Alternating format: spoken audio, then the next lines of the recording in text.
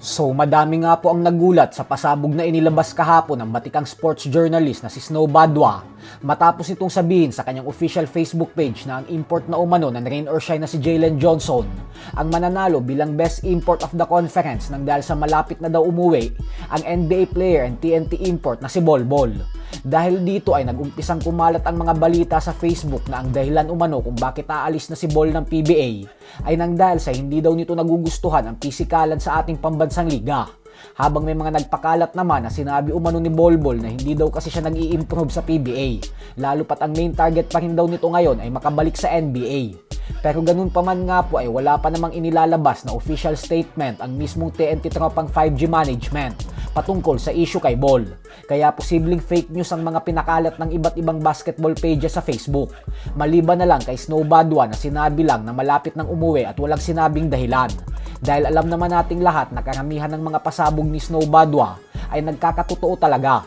Minsan ay matagal bago mangyari pero kalaunan ay nangyayari pa din. Ganun pa man ay ang TNT manager naman na si Jojo Lastimosa na din ang nagsabi na wag daw magpapaniwala sa mga balita basta-basta hanggat hindi nanggagaling sa kanya ang statement. Kaya tingnan po natin. Lalo pat binangko ni Chat Reyes si Bol Bol sa third quarter ng huling game nila kung saan natalo sila ng Meralco Bolts. Hindi kasi nagustuhan ni Chat Reyes at ng buong coaching staff ang katamaran sa depensa ni Bol sa game na yun. Sa kabilang banda naman mga idol ay matapos nga pong matalo ng Converge Fiber Xer sa kamay ng Rain or Shine Elasto Painters kagabi sa score na 120-111 ay ang siyang dahilan kung bakit nanggagaling na ngayon sa 5 magkakasunod-sunod na talo ang Converge at may record na silang 1-5 sa kasalukuyang PBA Commissioner's Cup. Madaming fans ang dismayado ngayon dahil hype na hype ang mga ito sa lineup ng Converge bago mag-umpisa ang komperensya nang dahil sa pagdating ni Calvin Abueva at Mikey Williams sa kupunan. At kahapon ay lumaro na ang Converge bilang kumpletong lineup sa kauna-unahang pagkakataon. Pero sa kasamaang palad ay hindi gaanong ramdam ang pagbabalik ni Abueva dahil nagtala lamang ito ng 5 points, 4 rebounds and 2 assists sa loob lamang ng 11 minuto. Pero sa kabila nga po ng lahat ng negatibong nangyayari ngayon sa Converge ay nananatiling positibo si Mikey Williams.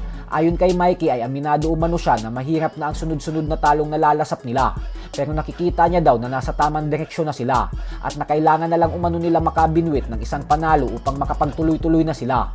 Habang may mga fans naman na patuloy binabatikos ang coaching staff ng Converge dahil ang dami umanong bumoboses at nagdidesisyon tuwing time out.